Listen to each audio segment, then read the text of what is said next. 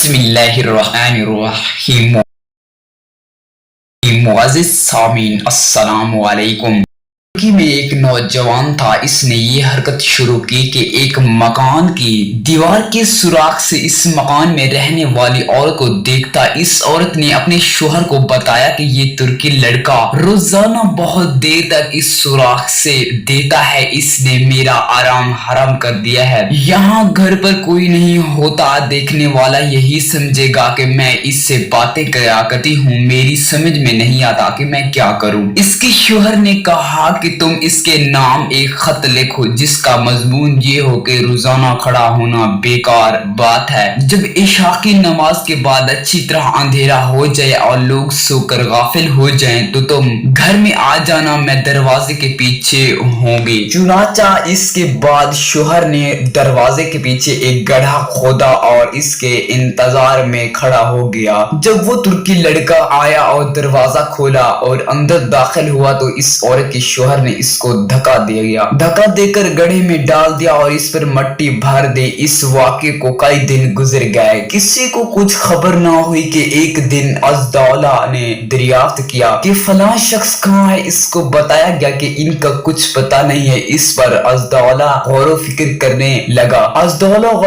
کرنے لگا۔ یاد رہے کہ عزدولہ ایک بادشاہ تھا اور یہاں تک اس کی تحقیق کی انہوں نے یہ صورتحال نکالی کہ ایک شخص کو اس مؤذن کو بلانے کے لیے بھیجا جو اس مکان کے قریب والی مسجد کے مؤذن ہے۔ اس نے مؤذن کو بظاہر بہت سخت پکڑا اور عزدولہ کے سامنے حاضر کر دیا۔ پھر عزدولہ نے ایسا اس سے کہا کہ 100 دینار لے لو اور جو کچھ ہم تم کو حکم دیں اس کی تعمیل کرو۔ جب تم اپنی مسجد میں جاؤ تو عشاء کی اذان زیادہ دیر تک یعنی رات گئے تک دے کر مسجد میں بیٹھ جانا۔ پھر سب سے پہلے جو شخص تمہارے پاس آئے اور تم سے تیری گرفتاری نافذ ہونے کی تحقیق کرے تو اس کی مجھے اطلاع دے دینا۔ اس نے کہا کہ بہت اچھا۔ تو اس مؤذن نے ایسا ہی کیا۔ جو شخص سب سے پہلے مسجد میں تحقیق کے لیے آیا تو یہ وہی شخص تھا جس نے ترکی کو مارا تھا۔ اس نے مؤذن سے کہا کہ میرا دل تیری طرف لگا ہوا ہے، تمہیں اس طرح گرفتاری کے بلوانے سے عزدولہ کی تم سے کیا غرض تھی؟ مؤذن نے